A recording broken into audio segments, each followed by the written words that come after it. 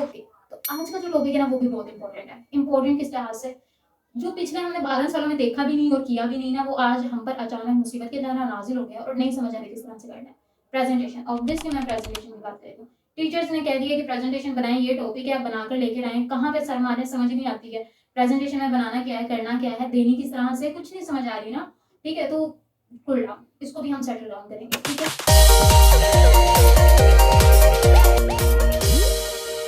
Dear students, कैसे आप सब? उम्मीद करती हूँ सब खैरियत से होंगे। मैं हूँ आपके साथ आमना जबी। अच्छा जी, अभी तक हमारी जो यूट्यूब सीरीज चल रही थी ना, उसमें मैंने तमाम इन्फॉर्मेशन दी है यूनिवर्सिटी के बारे में, स्टडी के बारे में, स्कोर जीपीए कैसे ले सकते हैं, आप डेली रूटीन की स्टडी कैसे कर सकते हैं। मैंने सारी टिप्स एंड ट्रिक्स दी हुई हैं। इसके अलावा आप मिड प्रिपरेशन कैसे कर सकते हैं, फाइनल प्रिपरेशन कैसे कर सकते हैं। ये जो एग्जाम्स होते हैं ना, ये भी बहुत ज़्यादा ज़रूरी होते हैं। फीस आपके पास नहीं है, उसके बारे में परेशान है। स्कॉलरशिप्स के बारे में मैंने डिटेल से बताया हुआ है। और इसके अलावा मजीद ये कि कमेंट सेक्शन तो हर वक्त ओपन ही है आप लोगों के लिए। मजीद ये कि मैंने आप लोगों के लिए व्हाट्सएप चैनल और व्हाट्सएप ग्रुप भी बनाया हुआ है। उसमें किसी भी टाइम, किसी भी वक्त आप लोग एक मुझे मैसेज करें और आपके हर क्वेश्चन का आंसर मैं वहाँ पे भी दूंगी और कमेंट सेक्शन में भी। ऑब्वियसली मैं जब भी आप लोगों को कमेंट देखती हूँ मैं ज़रूर रिप्लाई करती हूँ। ठीक है, तो आज की वीडियो में मैं आपको ये सब चीज़ें बताऊंगी कि प्रेजेंटेशन को किस तरह से बनाना चाहिए, क्या क्या चीज़ें हैं जो आपने इसमें ऐड करनी है और क्या क्या चीज़ें हैं जो इसमें ऐड नहीं करनी, जिससे आपके मार्क्स रिडक्ट हो सकते हैं, और ऐसी कौन सी चीज़ें हैं जिनको आप इसको ऐड करके और अपने प्रेजेंटेशन को अच्छा बना सकते हैं और अच्छे मार्क्स ले सकते हैं। ठीक है, क्योंकि ये जो प्रेजेंटेशन के मार्क्स होते हैं ना, ये आपके मिड में भी लगते हैं, आपके फाइनल में भी लगते हैं, इसके मार्क्स होते हैं। आपने इसको हल्के में नहीं लेना। ठीक है, कुछ चीज़ें बताऊंगी, सिंपलेस्ट वे में बताऊंगी, वन बाय वन करके। बेशक आप नोटबुक और पेंसिल एक साथ में पकड़ लें, जो जो चीज़ें बताती जा रही हूँ, जो जो पॉइंट्स बता रही हूँ, वो साथ साथ नोट डाउन करते जाए। ठीक है, ओके जी, स्टार्ट करते हैं। सबसे पहली चीज़ तो ये होती है कि प्रेजेंटेशन में आपको कोई ना कोई टॉपिक दिया जाता है। ठीक है, तो आपको एक स्पेसिफिक टॉपिक दिया जाएगा, तो आपने सबसे पहले अपने टॉपिक को माइंड में रखना है। ठीक है, और उसी के मुताबिक हम मटेरियल भी इकट्ठा करेंगे। दूसरी चीज़, आपने अपनी प्रेजेंटेशन बनानी है, कितनी लंबी होनी चाहिए, कितनी उसकी लेंथ होनी चाहिए, कितनी स्लाइड्स उसमें शामिल होंगी, ये सब डिपेंड करता है कि आपके पास टाइम कितना है। आपके पास कितना टाइम है कि आप उसको प्रेजेंट करें। आपके पास 5 मिनट्स हैं, तो 5 मिनट्स के अकॉर्डिंग आप अपनी प्रेजेंटेशन को बनाएंगे। ठीक है, तो सबसे पहली चीज़ टॉपिक क्या है आपके पास, उसके मुताबिक चलेंगे। दूसरी चीज़, आपके पास टाइम की लिमिट कितनी है। ठीक है, 5 मिनट्स हैं, 10 मिनट्स हैं, क्योंकि ऑब्वियसली पूरी क्लास में एक ही लेक्चर में वो प्रेजेंटेशन प्रेजेंट करनी होती है, तो तकरीबन हर एक के पास ही तकरीबन 5-5 मिनट आएंगे। ठीक है, तो हमने उसके मुताबिक अपनी लेंथ रखनी है प्रेजेंटेशन की। थर्ड पॉइंट की तरफ चलते हैं। आपकी ऑडियंस क्या है। प्रेजेंटेशन आप जब भी बनाते हैं, आप अपने ऑडियंस को देखते हैं, तो ऑडियंस में ऑब्वियसली एक टीचर होंगे, बाकी सारे स्टूडेंट्स होंगे। स्टूडेंट्स भी वही आप लोगों के साथी हैं, वो खुद बेचारे नर्वस हैं कि आगे हमारी बारी आने वाली है। आपका शायद आपको कुछ पॉइंट भी ना सुने वो, और अपनी बारी का इंतजार करें, उनके खुद टांगों में से जान निकली होगी। ठीक है, तो घबराना नहीं है। टीचर होंगे और साथ में बाकी स्टूडेंट्स हैं, ऑब्वियसली तो चिल पिल सीन है, कोई टेंशन वाली बात नहीं है। फोर्थ पॉइंट की तरफ आ रहे हैं। आप जो इन्फॉर्मेशन ऐड कर रहे हैं ना, आप वो स्टेप बाय स्टेप लेकर चलेंगे। यानी कि आप सबसे पहले इंट्रोडक्शन ऐड कर रहे हैं, फिर उस इंट्रोडक्शन के बारे में अगर उसकी कुछ टाइप्स आ रही हैं तो आप उसको ऐड कर रहे हैं, फिर टाइप्स के आगे कुछ एग्जांपल्स आ रही हैं तो आप उसको ऐड कर रहे हैं। यानी कि हम स्टेप बाय स्टेप चलेंगे, फ्लो में चलना है, ताकि आपको भी कुछ चीज़ें याद रहें। ये ना हो कि आप ओवरफ्लो काम कर रहे हो, कभी इंट्रोडक्शन पहले आ गया तो फ़ौरन ही उसकी ये कह लें कि कुछ और पॉइंट्स उसमें ऐड हो गए हैं, अचानक से डायग्राम आ गई है। इन्फॉर्मेशन को ना फ्लो में लेके चलना है। ठीक है, ये तो थे कुछ 3-4 पॉइंट्स। अब हम बात करते हैं पूरी डिटेल से इन सब के बारे में। अच्छा, सबसे पहले काम बताऊँ क्या होता है। आपने सबसे पहले आपने जो पावर पॉइंट को ओपन कर लेना है। प्रेजेंटेशन बनती कहाँ पे है, पावर पॉइंट में बनती है। ठीक है, तो पावर पॉइंट को जैसे ही आपने अपने लैपटॉप में ओपन कर लिया ना, तो सबसे पहला काम यही होता है कि कौन सा थीम देखें। अब जो लड़कियां होंगी वो तो इस पर घंटा घंटा लगा देंगी कि उनको थीम ही नहीं समझ आ रहा होगा। कोई कभी ब्लू, कभी पिंक, कभी इस तरह के कलर नहीं चूज करने भाई आप लोगों ने चीजें। अब आप यूनिवर्सिटी में हैं तो थोड़ा सा मैच्योर हो जाए, तो कलर पैलेट को चूज करना बहुत इंपॉर्टेंट है। ठीक है, क्योंकि सबसे पहली चीज होती है, फर्स्ट इंप्रेशन जो आपका पड़ता है ना, वो ये पड़ता है कि आपकी प्रेजेंटेशन की लुक किस तरह की है, प्रेजेंट आपका जो डिस्प्ले है वो किस तरह का है। कलर उसको यूज कर लिए हैं तो बेड़ा गर्क हो गया, पहला इंप्रेशन ही आपका खत्म हो जाएगा। ठीक है, तो सबसे पहले आपने ये देखना है कि जो डिस्प्ले पे कलर पैलेट है वो कैसे चूज करना है। उसके लिए काफी वेबसाइट्स भी हैं, उसके लिए आपको डिफरेंट प्रेजेंटेशंस भी ऑलरेडी मिल जाएंगी, क्योंकि पावर पॉइंट में कुछ एक दो ही प्रेजेंटेशंस होती हैं। आप डाउनलोड भी कर सकते हैं अपनी पसंद की प्रेजेंटेशन जो है, कुछ स्लाइड्स, कुछ कलर थीम्स डिफरेंट होते हैं, आप उसको यूज कर सकते हैं। ठीक है, इसके लिए एक तो वेबसाइट भी है, जैसे एक वेबसाइट है एडोब स्पार्क, आप वहां से भी जो है कलर पैलेट यूज कर सकते हैं। ठीक है, तो जो जनरल मैंने आपको बताया था वो ये कि आपके जो स्लाइड बैकग्राउंड है ना, वो थोड़ा सा लाइट होना चाहिए, और जो आपके वर्ड्स हैं, जो अल्फाबेट्स हैं, वो थोड़े से ब्राइट और डार्क मोड में होने चाहिए, ताकि अटेंशन जो फोकस है ऑडियंस का वो आपके अल्फाबेट्स या स्टेटमेंट्स पे जाए। ठीक हो गया। अच्छा जी, सेकंड पॉइंट क्या आ जाता है। सेकंड पॉइंट आ जाता है फॉन्ट। फॉन्ट आपने कैसे यूज करना। सबसे पहली चीज, क्योंकि आप जब लैपटॉप पे बनाते हैं तो वो आपको सही विजिबल होता है, बड़े बड़े फॉन्ट लग रहे होते हैं, लेकिन जैसे ही आपने लेक्चर रूम में जाना है और लेक्चर रूम में आपने अपने मोबाइल अपने लैपटॉप के साथ जो है स्क्रीन की केबल कनेक्ट करनी है, तो ऑब्वियसली जो आपको सामने स्क्रीन नज़र आ रही है, लेक्चर रूम में जो स्क्रीन लगी हुई है, ठीक है, जो डिस्प्ले है, वो बैक बेंचर जब उसको देखेगा, बिल्कुल लास्ट बेंच पे बैठे हुए जो लोग हैं, ऑडियंस है, जब उसको देखेगी तो वो फ़ॉन्ट्स छोटे-छोटे होंगे, उनको तो नज़र ही नहीं आ रहे होंगे, फ़ायदा बेड़ा गर्क हो जाएगा प्रेज़ेंटेशन का, ठीक है? तो आपने फ़ॉन्ट ऐसे चूज़ करने हैं जो कि बिल्कुल परफेक्ट साइज़ में हो, ठीक है? आपको साइज़ में बता देती हूँ, ज़्यादातर जो चूज़ करते हैं ना वो टाइम न्यूमन्स करते हैं, लेकिन मैं इसको रिकमेंड नहीं करूँगी, क्योंकि उसमें कुछ अल्फ़ाबेट्स ऐसे होते हैं कि वो जो एजेस होती है ना उनकी बहुत बिल्कुल थिन सी होती है। तो वो आपस में जब आप 3 टू 4 वर्ड्स लिखते हैं ना, तो वो आपस में ऐसे कंबाइन कर जाते हैं, तो वो बिल्कुल गड़बड़ सी हो जाती है। उसको रहने दें आप। कुछ फ़ॉन्ट्स हैं, जैसे कि आपके पास कैलिबरी है, जो सबसे मेन इम्पोर्टेंट फ़ॉन्ट मैं यूज़ करती हूँ, बिल्कुल परफेक्ट सा फ़ॉन्ट है ना, वो सैंस सेरिफ है।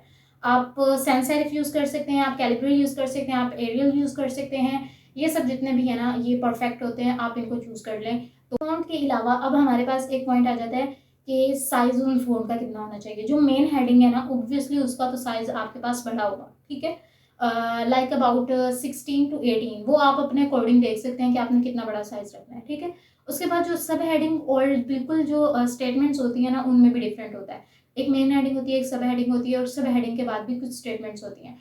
यानी कि जो स्टेटमेंट्स आ जाती हैं, जो आपने बुलेट्स पॉइंट लिखने हैं, उसको आप ऑलमोस्ट 12 टू 14 तक रखें, ठीक है? ये फ़ॉन्ट का साइज़ आप रखें। ये जनरल यूज़ होता है प्रेज़ेंटेशंस में, ओके? फोर्थ पॉइंट आ जाता है पावरफुल हेडिंग। पावरफुल हेडिंग का मतलब ये है कि आपने वही सब घिसी-पिटी हेडिंग नहीं यूज़ करनी। लाइक आप यूज़ कर रहे हैं इंट्रोडक्शन, डेफिनेशन, टाइप्स, एग्ज़ाम्पल्स, नहीं, इन सब चीज़ों से आपकी ऑडियंस बोर हो जाएगी। उनके लिए ये सब चीज़ें वही घिसी-पिटी हैं कि इंट्रोडक्शन हो रहा है, अब ये डेफिनेशन हो रही है। नहीं करना आप लोगों ने ये सब चूज़।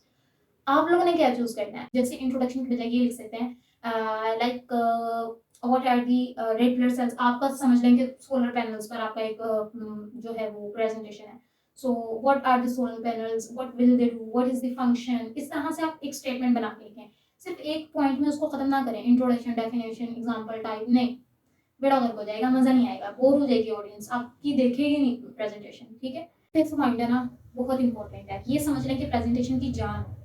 जान इस तरह से है कि अब जो आपके पास प्रेजेंटेशन होती है ना, जो आप लोगों ने बहुत ज़्यादा देखी हुई होगी, आप खुद भी नोट करें, जो टीचर्स आपके सामने स्लाइड्स की प्रेजेंटेशन कर रहे होते हैं, जो पीपीटीज आप लोगों को दी जाती हैं, एक मछली बाजार लग रहा होता है वर्डिंग और अल्फाबेट्स को, समझ ही नहीं आ रही थी, देखने का भी दिल नहीं करता, इससे प्रेजेंटेशन को याद करने का ही दिल करता, ठीक है? तो आपने ऐसा नहीं करना, आपकी प्रेजेंटेशन बहुत नफीस होनी चाहिए, डिसेंट होनी चाहिए। किस तरह से? आपने इसके लिए ना एक रूल याद रखना है, 7/7 का। 7/7 का क्या मतलब है? देखिए, आप लोगों के पास जितनी भी स्लाइड्स है ना, जितनी भी आप लोग स्लाइड्स ऐड कर रहे हैं प्रेजेंटेशन में, वो मैंने आप लोगों को पहले बता दिया कि स्लाइड्स की कितनी होनी चाहिए। मैं ऑलमोस्ट आपको एक आइडिया भी दे दूंगी कितनी स्लाइड्स होनी चाहिए। लेकिन आप जितनी भी स्लाइड्स ऐड कर रहे हैं, उसमें पैराग्राफ कभी भी आपने ऐड नहीं करने, पूरे पूरे पैराग्राफ नहीं लिखने, ठीक है? वो ये काम ना कीजिएगा कि गूगल पर सर्च किया, वहां से कॉपी पेस्ट करके यहाँ पर पैराग्राफ फेंक दिया, नहीं, ऐसा नहीं करना।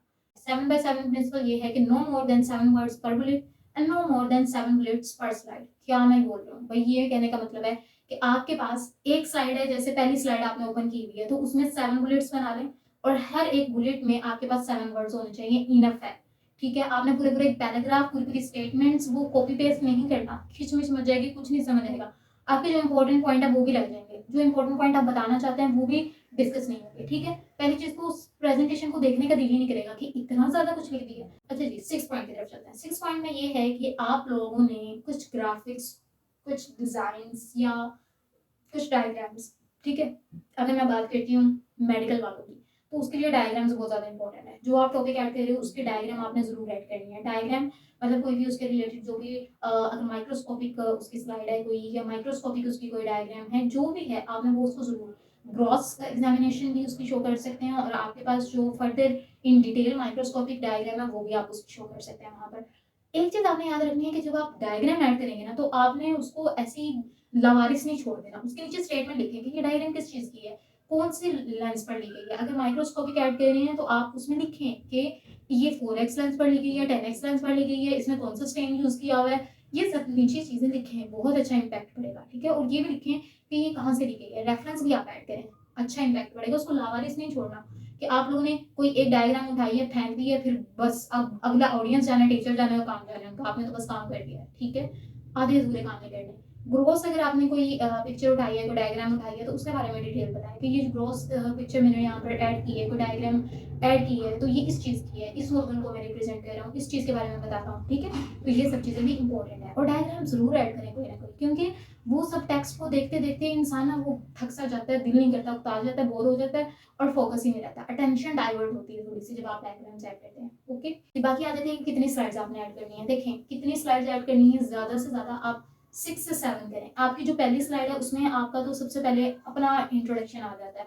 जब आपने पहली स्लाइड बनानी होती है ना, उसमें आपने ये लिखना होता है कि आपका अपना नेम क्या है, आपका रोल नंबर क्या है, और आप इनको प्रेजेंट करें, क्या टीचर है, उन और टीचर का नेम लिखें, ठीक है, और सब्जेक्ट क्या है, और टॉपिक क्या है, ठीक है। तो ये सब चीज़ें आपकी पहली स्लाइड पर आ जाती है। तो ये तो वैसे स्किप हो जाता है, आपने अपने इंट्रोडक्शन को जब आप इंट्रोडक्शन दे रहे होते हैं तो इसमें ये स्किप हो जाता है, ठीक है।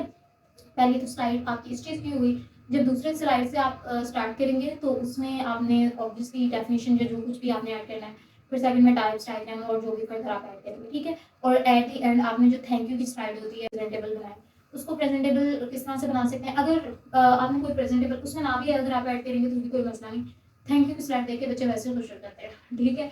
ओके, अच्छा, अब चीज़ आ जाती है कि कितने स्लाइड्स ऐड करें आप, ऑलमोस्ट 7 to 8 बहुत होती हैं, ठीक है। ठीक है, तो ये कुछ पॉइंट्स होते हैं कि आप प्रेजेंटेशन को किस तरह से एक प्रेजेंटेबल बना सकते हैं। कम से कम उसमें ऐड करें, सिर्फ बुलेट्स पॉइंट में ऐड करें, जो बुलेट्स आप ऐड करें उसको आपने खुद एक्सप्लेन करना है, ठीक है। उसको सबसे पहले दो मेन चीज़ होते हैं, एक होता है आपका एक्सप्रेशन, ठीक है, जो कि आप प्रेजेंटेशन के थ्रू जो आपने बनाई है अपनी ऑडियंस पर डाल देते हैं, ठीक है, जिसमें आपके टीचर या स्टूडेंट्स शामिल होते हैं, ठीक है। दूसरी चीज़ होती है कि आपने जब वो प्रेजेंटेशन बना ली तो आप उसको प्रेजेंट किस तरीके से कर रहे हैं, तो इसके ज़्यादा मार्क्स होते हैं, ठीक है। तो इंशाल्लाह हम अपनी नेक्स्ट वीडियो में मैं आपको डिटेल से बताऊंगी कि प्रेजेंटेशन किस तरीके से प्रेजेंट करना है। परेशान बिल्कुल नहीं होना, घबराने की भी ज़रूरत नहीं है, ना ही नर्वस होने की ज़रूरत है। इंशाल्लाह जिस तरह से आप लोगों को मैं कुछ टिप्स और ट्रिक्स दूंगी ना, बहुत काम आएगी, ठीक है। तब तक के लिए अल्लाह हाफिज़।